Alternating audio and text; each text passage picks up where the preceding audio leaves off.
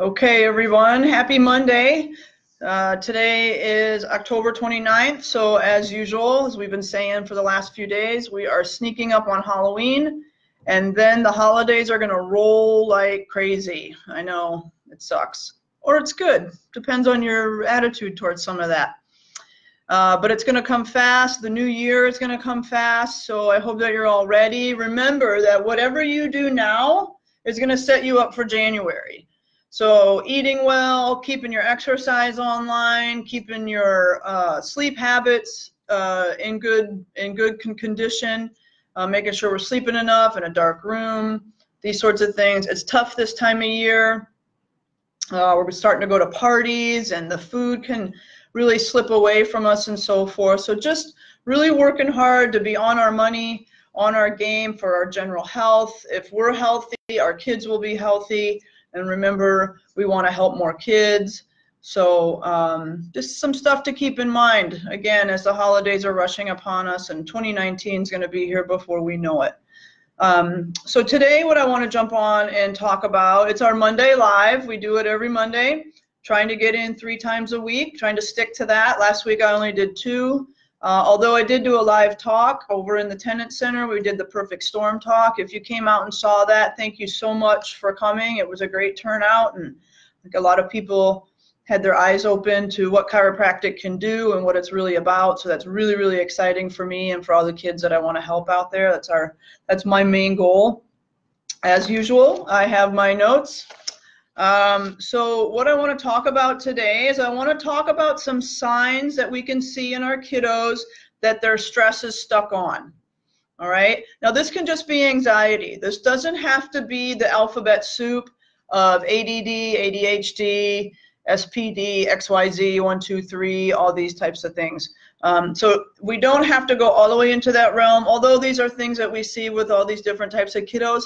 And we see these in the adults a little bit too. So if you can identify, please do. So I want to get you some information out there. So like I just said, the ADD and the ADHD, the sensory, a lot of this stuff can be rooted in anxiety. So we're going to talk about that today and what that looks like and what some of the signs of that can be. And like I've said before, why do I do this? I do this because I want you guys to have the info. And I want to help as many kids as I possibly can, kids and families that may be suffering with some of this stuff, because I suffer with this. I suffered with it as a kid. I didn't really get the help that I needed or could have had. And if there's any way that I can help any families out there, help you guys get what you need so that you can thrive and live a better life, that's what I want to do. So that's what I'm all about. And I just want to help as many kids as I can. So we're going to be looking at helping kids with focus, attention issues, behavioral, and if they're getting into any other things, bedwetting, stuttering, any of these types of issues as well, we want to help with that.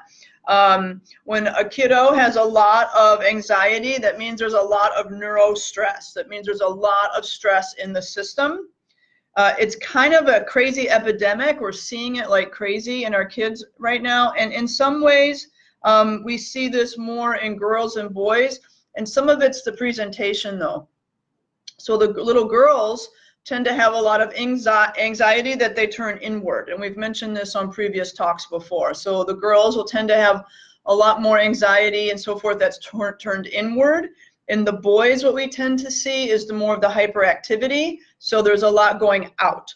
So girls go in, boys go out. Girls tend to get very self-conscious. They get body issues. These types of things, are worried about whether anyone's going to like them. These types of things. The boys tend to be more hyper. They're jumping off couches and building ramps with their bicycles and which some of that again is normal, like I always say. But when we get kind of up over the top, then it turns into something else. Let's see. So again, we're looking for the anxiety inside and out, and here in this office we can measure this. We measure this with the scans. So like I've shared before, we do 2 types of scans here. We do a thermal scan that measures deep inside the nervous system, how deep and how rooted is this stress in the system and how is it presenting. And then we also do an EMG, which measures electricity from side to side, and it tells us how efficient we are at supporting our body, at holding our body up, and working against gravity. Okay, so again, it's another way to measure stress in this system. And we see different things depending on what we're seeing in the kiddos and what their symptomology is. But let's talk about how this presents to the outside, okay? So like I said, I have the top signs here that there's some sort of anxiety or stress going on in our kiddo system. So the first one is sleeping issues. They can't fall asleep, their brain is racing, they want to spend extra time on technology, all these types of things. So there's a lot of these types of things that are happening. So we see issues with the sleep from 7:30 to 10 p.m., right? Usual times that we want to go to bed, but they're having a lot of trouble. They can't shut down their brains. That's the biggest thing we hear, is they can't shut down their brains. And again, technology, playing with their toys, maybe getting up out of bed, coming to mom and dad, asking for a drink of water, all these kinds of stuff. The mornings are rough. The mornings are real rough with these kids. They're having trouble getting out of bed. They're having trouble getting going. And it's because they didn't get the quality and quantity of sleep that they needed the night before, right? Some of this with the adults too, right? Those of us that go straight for the coffee pot. These are the kind of issues that we're running into. We also see with these kiddos a lot of forgetfulness and a lot of meltdowns. So a lot of forgetfulness and a lot of meltdowns. Like we already talked about, we see a lot of in and out of mom and dad's room. They can't stay asleep. They're asking for water. Maybe they want you to read them a book or to spend time with them, stuff like that. They need momentum because their brains are moving. So their body wants to move too. And they can't get out of it. Okay? They just can't get out of it. So that's the first thing. The second thing that we're going to see is we're going to see a lot of instability in their emotions. So they're in a lot of worry. So a lot of instability in their emotions and a lot of worry. It's an all or nothing thing. Either they're kind of calm and okay, or they're having some kind of meltdown or tantrum. So it's high or low, right? And this just shows, and it's going to be relative to how much stress they already have in the system. So same thing with adults. Depending on how much stress we have in the system, then we're going to see the symptomology show up around that. Let's see, they can't correlate proper emotions to the situations that they're having.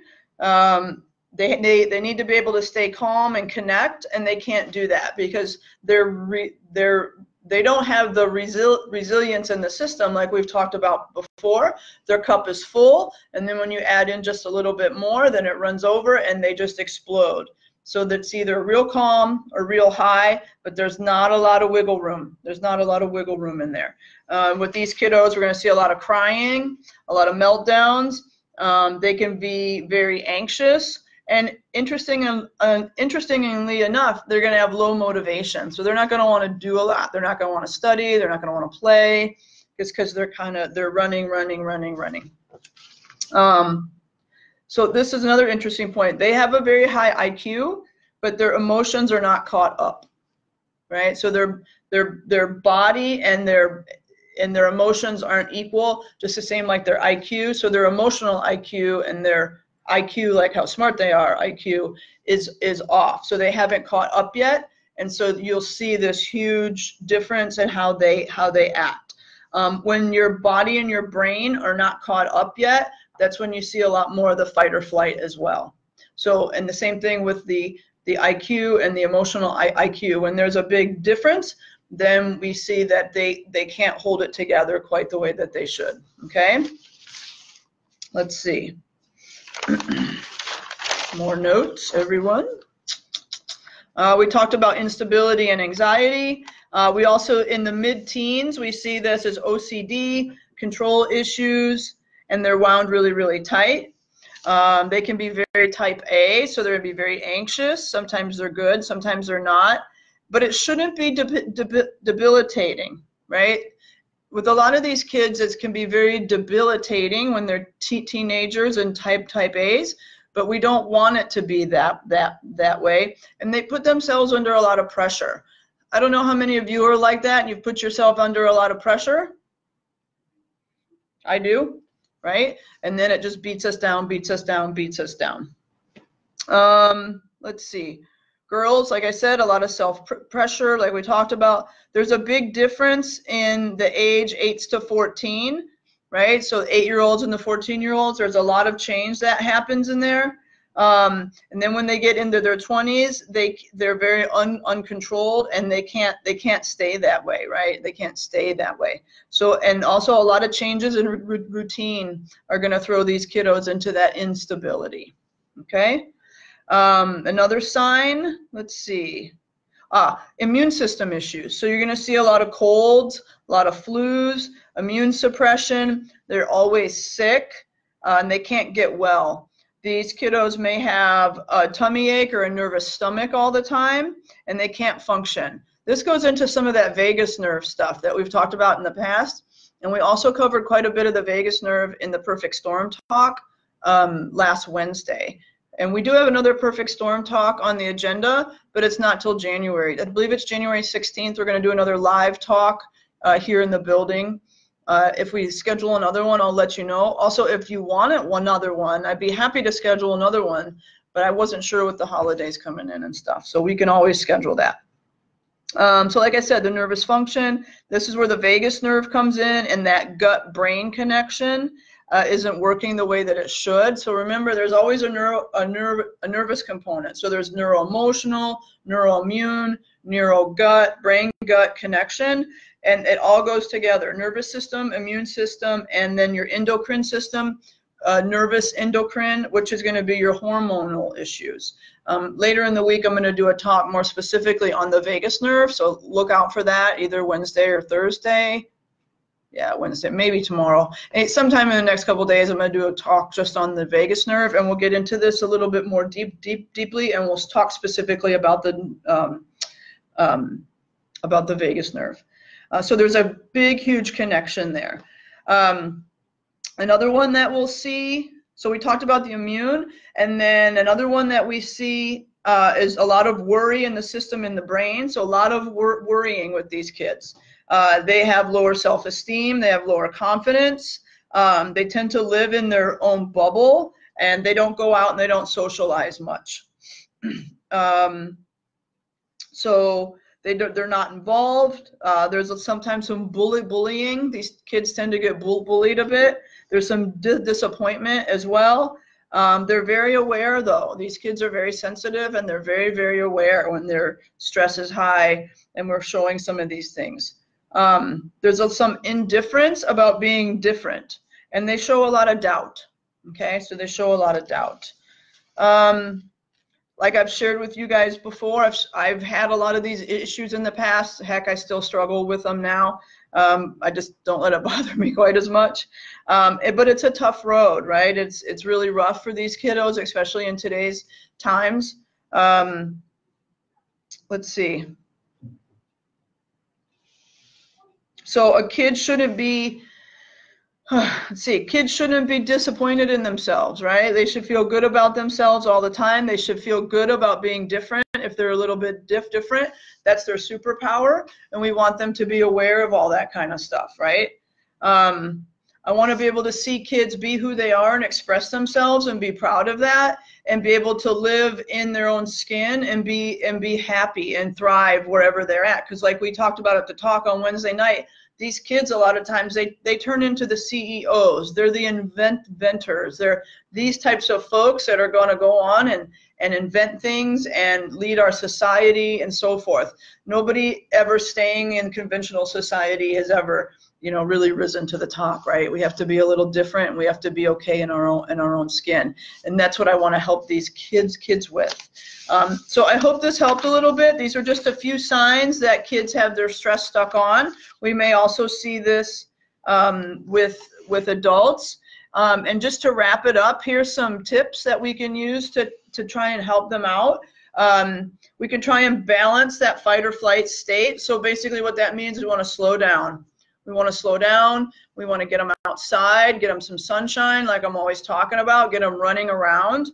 We want to create routines about what they're doing in their day so that they know where they're supposed to be, when they're supposed to be there, and so forth. And that way there's no big changes that they don't know about. So we want to have as much routine as possible. We want less chaos, and that's going to come from the routine, and we want to allow them to be a kid. Also, we want a lot of movement, like I just said. Get them outside, get them moving around. Movement is great for the brain. Movement feeds the nervous system. Movement feeds the brain. So that's what we want to do. We always want to be in there. And then parents, we want to be the example. If we're not doing these things ourselves, it's going to be a lot harder for our kids to catch on. So we want to be a really good example. In my case, I want to be the best example I can for my grandgirls and my niece and the other small kids that are around me. Because we see the same patterns in the parents that we see in the kids. As a matter of fact, I ran a set of scans this morning on a mom, and it's interesting because her scans looked almost exactly the same as her son's scans.